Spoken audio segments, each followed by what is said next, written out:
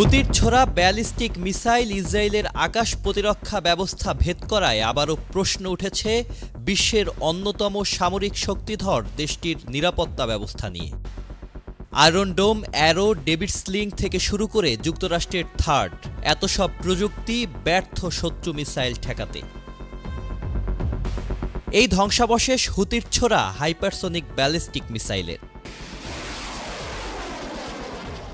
যার বিস্ফোরণে আতঙ্ক ছড়িয়েছে ইসরায়েলের রাজধানী তেল আবিব জুড়ে।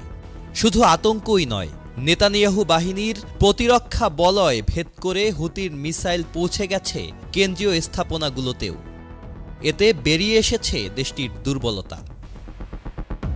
ইসরায়েলি সামরিক বাহিনী আইডিএফ দীর্ঘদিন ধরে গর্ব করে আসছে তাদের বহুস্তরীয় প্রতিরক্ষা ব্যবস্থা নিয়ে। আয়রন ডোম, অ্যারো মিসাইল, ডেভিড স্লিং ও সর্বশেষ যুক্তরাষ্ট্রের থার্ড সিস্টেম সবই রয়েছে এই বলয়ে। তবে কোটি কোটি ডলারে গড়া এই ব্যবস্থা এবার হুতির মিসাইল ঠেকাতে ব্যর্থ হয়েছে।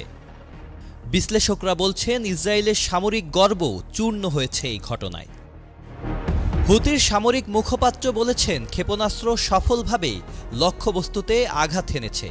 শেল্টারের খোঁজে পালিয়ে গেছে 10 লাখ মানুষ। বেন গুরিয়ান বিমানবন্দর এখন আর নিরাপদ নয়, তাই আন্তর্জাতিক বিমান সংস্থাগুলোকেও সতর্ক করেছে হুতিরা। ইরানের সহায়তায় হুতি বিদ্রোহীরা নিজেরাই তৈরি করেছে বেশিরভাগ অস্ত্র। উত্তেজনার মধ্যেই একাধিক ব্যালিস্টিক মিসাইল উন্মোচন করছে গোষ্ঠীটি।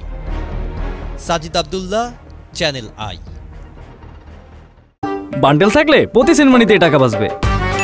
বিকাশ সেনমানি বান্ডেল কিনে জিতুন প্রতি লেনদেনে।